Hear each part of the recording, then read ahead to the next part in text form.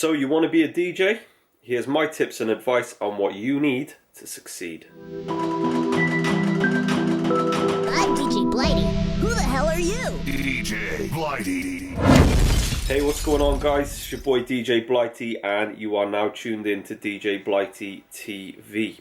So the topic of this video, you want to be a DJ. So what I'm going to do is cover a few key areas that you need to understand if you are thinking about becoming a DJ, or it's something you think you might do in the near future. Now, the first thing we're going to talk about is the most important, and that is that you must, and I can't stress this enough, you must have a passion for music, okay? With the way technology is and things being so cheap and readily available these days, it also seems very popular to be a DJ. It's like the cool in thing to do, but people are tending to do it for the wrong reasons. So that is the key before we go any further. If you don't have a really strong passion and love for music, it doesn't matter what type of music it is, but if you haven't got that, then in my opinion you will not succeed as a DJ, and you're doing it for all the wrong reasons. So make sure that you are keen on the music that you want to play and learn to DJ with. Now, personally, I'm an open format DJ. That means that I play all kinds of genres of music. I'm not specific to one genre. I do specialize in urban music, your R&B, hip-hop, dancehall, etc. But I enjoy and do often play all types of music in nightclub environments. And you know, it's important to enjoy all types of music, because if you put yourself in just one kind of category, you're restricting yourself to a box.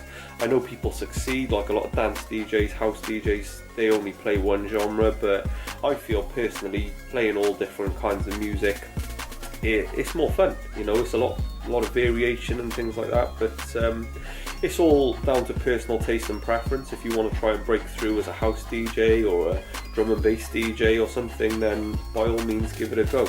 The first thing we're going to discuss is equipment. Now, there are many options available. When I started a very long time ago, I'm not going to go into detail on how long, but let's just say I was a teenager. I think I was 13 years old, and all that was available back then was record decks. I think CD decks had just started to come into play, but the Pioneer CDJs, etc., they didn't exist at that time. So my option was to get some record decks, and I was fortunate enough, as expensive as they were, that my family all chipped in together and got them for my 13th birthday. And I didn't have the top of the range, but they were a good £400-500, so I was very grateful. But prior to that, I was really obsessed with music and DJing. I was kind of passionate about music since I can remember, like a toddler. But I was like doing things like reading DJ Mag and looking at all the decks and things, and there was just something inside me, like a burning desire, that I wanted to learn to DJ and mix music. At the time, I was actually more into kind of dance music, which was popular back then. But that's what I kind of got into DJing with. I started practicing on my decks with the few records I could afford at the time, and I really enjoyed it. It excited me. It made me, you know, just want to carry on and try and one day get a job out of it. Many years later, after many hours of practice, I think I was about 17, 18 when I got my first break into clubs, by which time my music taste had changed, and I'd moved on to enjoy more kind of urban music like R&B and hip hop. So having learned all the basics on my own, no kind of YouTube tutorials or anything, I had to kind of learn it on my own. Switching from dance music to R&B was very different, a lot more difficult because of the way the music's produced and structured. But I really started to enjoy it, and my career tended to kind of grow from there. But through all that time, and still to this day, I still love music and DJing more than ever. So I know that it's something that I love doing and will continue to love to do. So that is a very important factor before making the step into learning to DJ. Now what I'd advise is you don't need to go and spend thousands of pounds on the top range equipment, at least not to start with, because you don't know if you're going to stick to it, if you're going to be any good at it. So I would advise, with the technology that's available these days, getting yourself a cheap little DJ controller. Not like a Tonka toy from Argos or something, but if you go on all the DJ websites, I'll put a few links in the description, you can get yourself a decent little setup for about £100, which is a great starting point for you. And you can then kind of download the software, which is free. I'd advise Serato or Tractor, and then start teaching yourself the basics. I will be putting tutorial videos up in the future, but there are many available on YouTube, so just literally search away and there will be a lot of things there to assist you. Now in the first, I'd say 3 to 6 months, you'll find you either love it or you're not interested, and that's why it's so important that you don't go investing a lot of money into it. So yeah, I'd advise really starting at the bottom before you go into it kind of full steam ahead. The other thing as well, don't, you know, if you feel like you've got a strong passion for music and you really want to kind of learn and get good and improve your skills, don't give up at the first hurdle. It's like anything, some people take to it easily. If you've got a musical ear, which is something that is kind of genetic, it happens naturally, you will pick it up a lot easier than someone who doesn't. But that's not to say that you can't learn. Anyone who's got an ear and passion for music can learn to be a skilled DJ. It just takes some people longer than others.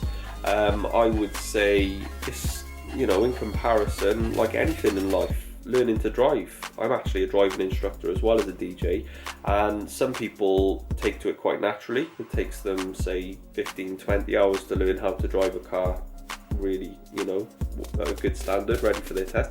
Some people take 40 to 50 hours, so you know, there's a massive variation in how long it takes people to learn. So just stick with it and make sure that you practice as much as possible.